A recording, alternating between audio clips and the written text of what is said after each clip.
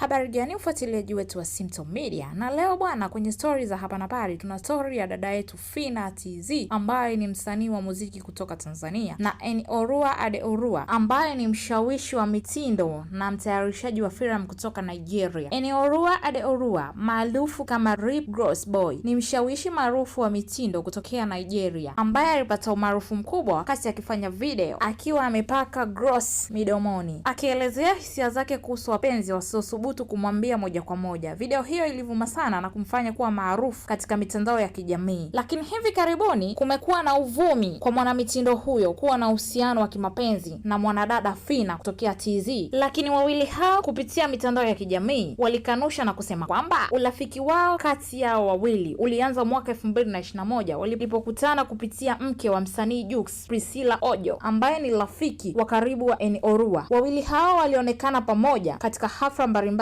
za kijamii na burudani, na picha zao zilienea sana kwenye mitandao ya kijamii. Hasa hivyo, licha ya uvumi wa kuwa uhusiano wao wa kimapenzi, Phina na Eniolua wamekanusha madai hayo, wakisema kuwa ni marafiki wa karibu, na Phina alielezea kuwa anamhusudu Eniolua kwa mtindo wake wa kipekee na ushawishi wake katika mitindo, kwamba wanashirikiana mawazo na uzoefu katika kazi zao za burudani. Lakini vile vile haikupita muda mrefu ikaonekana tena wako pamoja akiwa kwenye situation ambazo ziliwachanganya sana watu, na watu kusema kwamba hilo ni penzi na linaendelea kwa muda mrefu. Lakini vile vile Eniolua kupitia mahojiano alikuwa anahojiana na marafiki zake kutokea Nigeria akasema 2027 anahitaji mke kutoka Tanzania ambaye alimtaja jina akasema ni Phina. Lakini hilo pia ndo liliendelea kuwachanganya watu sana na kusema kwamba wawili hao hawataki kujionesha, lakini kuna kitu ndani yao ambacho kinaendelea. Tujipe muda, tutathibitisha kweli kuna ukweli ndani yake. 2027 Phina na Eniolua itakuwa hivyo kama alivyosema. Mfuatiliaji wetu wa Simto Media, usisahau kutufuatilia kwa taarifa zaidi. Endelea kuwa nami. Asante na kwaheri.